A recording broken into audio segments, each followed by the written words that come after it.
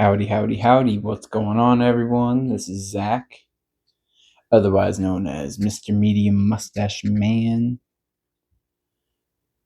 coming at you live on July 21st, 2025. Today, I'm going to talk to you about me. Look at this. Look at this. Look at this. Look at this. Look at it. Yeah. Look at it. Yeah. Look at it. Yeah. Look. Look. Look. Look. Look at it. Look. Look at it. Look at it. Look at it. Look at it. Look at it. Yep. Yep. Look at it. Look at it. Hey. So, yeah. Just wanted to do a little video. Just got done working out at the gym. Freaking sweatier than a Peruvian puff pepper. I don't know where I got that from. I always say that to my wife. Like, whoo, man, it's hotter than a Peruvian puff pepper out here. But anyways, I think it's from Drake and Josh. They said something about they had to put a Peruvian puff pepper in their or they didn't have to. It was illegal for them to put a Peruvian puff pepper in their chili or whatever, and they ended up winning. And then they're like, "Oh yeah, we used the Peruvian puff pepper," and they're like, "Oh." But I don't know. It just sticks with me because it's all peas, you know. Anyways, yeah, I was just thinking at the gym today, like how I've just been really happy with my training program and how simple things have been and how well things work and how I've been eating, a balanced diet with fats, carbs, and proteins. And, how I've just been feeling strong. It's been easy to maintain my current weight despite being, how do I want to say it? I've increased my calories, for probably 2 months now, month and a half, 2 months. Around the time I started the sugar fast experiment, and I've been maintaining my weight very easily, but my recovery has gone up. My sleep's better. My libido's a lot better. Yeah, I don't know. I've just been thinking that how much I kind of hate diet dogma. And, I do see a place as someone who I'm almost completed with my functional nutrition counselor course. But as someone who despises diet dogma, I don't know. I see a place for keto. I see a place for carnivore. I see a place for like high carb or sugar fasting or whatever you want to call it. They're all tools. I think everything's a tool, but I think that we need to, most people fall within the average. Most people watching these videos are the average person. And I'd say like 80 to 90% of people out there fall within average, and they can eat a balanced diet without much issue.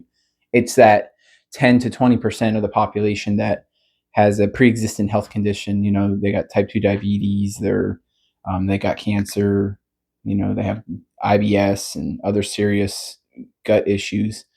And those are the people that are the ones need to be more restrictive on their diet, things like that. And for the majority of people, we just need to eat a well-balanced whole food-based diet. We don't need to go low fat. We don't need to go, no fat and do just sugar and stuff like that. I know, like I'm a supporter of and follower of Cole Robinson and have been for a long time. And I think that his methods, they definitely get results and they definitely work. I've fasted a lot, with a lot of his advice about 7 years ago. It was like 2018. Yeah, 2018 is when I started like really hardcore fasting and doing like 7-day water fasts and stuff. Do the methods work? They absolutely work. But I think that we need to keep in mind that it's one thing to lose the weight, but what the heck are you going to do once the weight's gone? So all you people that are doing like the low fat, high carb, or sugar fasting, okay, it's fine. I'm cool with it. You lost weight. Now what do you do? Now you just spent 6 months, 1 year, 2 years, whatever you want to call it, eating, you know, all this super restrictive diet, which may include lots of garbage foods. So now what are you going to do to maintain that new body you have? Because you didn't develop that skill. And that's my whole thing is like you spent no time for the people that aren't weighing their foods, not counting calories. Not that I'm saying you have to live like that the rest of your life, but you should spend some time doing that because eventually things get ingrained into you and you start to learn like, okay, I know for a fact that when I eat 340 grams of 0% Greek yogurt, you know, that depending on which brand, if it's Chobani, it's 180 calories, and if it's the organic Kirkland from Costco, that's 100 calories per service. That's 200 calories, and and I know that the Chobani is 32 grams of protein, and the Kirkland is, well, I guess I don't know for a fact the Kirkland because I just started eating that one again, but it's either 34 or 36. You start to memorize these things. So then it's like I don't even count. I haven't been counting calories lately because I'm aware of what a portion looks like. I know I've trained. It's a skill. Okay, so if you've been doing sugar fasting and you haven't been weighing your food and you've been just eating whatever you want, that's cool. But what are you going to do when you don't have to weigh your food anymore? Like Cole says, like I mean, he's not saying people should weigh their food and stuff like that, but he's saying what was it? There was a video I watched not too long ago. He was talking about, um, it was something about purpose. He's like, a lot of you fat pigs, he says fat pegs, fat pegs. He's like, your only purpose is to lose weight, but what do you do once you're not identifying as this person who has to just that's you're always joining these weight loss groups and that's kind of like the center of your life. But once that's not the center of your life, what are you going to do? Well, same thing with diet. What are you going to do? Have you really developed the discipline and the skill in order to all of a sudden you're just going to eat whole foods, healthy with fats and stuff? You're just going to eat a well balanced diet. Even though you've been drinking soda and eating candy all the time. Now all of a sudden you're just like, oh, now that my weight's perfect, this is easy. There'll probably be one out of every 100 persons out there who, and that's a number I'm just pulling out of my rear end, but one out of 100 persons out there that's probably gonna be able to do that. And I hate to say it, but I think that a large majority of people that have spent most of their life being obese, if you are successful, and I really hope you are, if you are successful in losing your weight, I don't think you're going to be as successful maintaining that for the rest of your life. And I don't say that because I hate you. I just want people to realize that you need to practice these skills. Just like when you go to the gym and you work out, every single exercise you do, it's a skill. There's strength, but there's a skill. And then the strength comes with greater skill. The more you practice these things, the better you get. Why is diet any different? It's not. It's the same thing. And I've been eating like a whole food, organic style diet for over a decade now. So when people tell me, oh, you're on a diet, I've not been on a diet in, I can't tell you how long. I guess the sugar fast, you could say that's a diet. I mean, I did it for 7 days as an experiment, but a diet, I mean, it's just my lifestyle. It's just how I eat. Fast food, it's not a part of my diet. Like it hasn't been a part of my lifestyle in so long.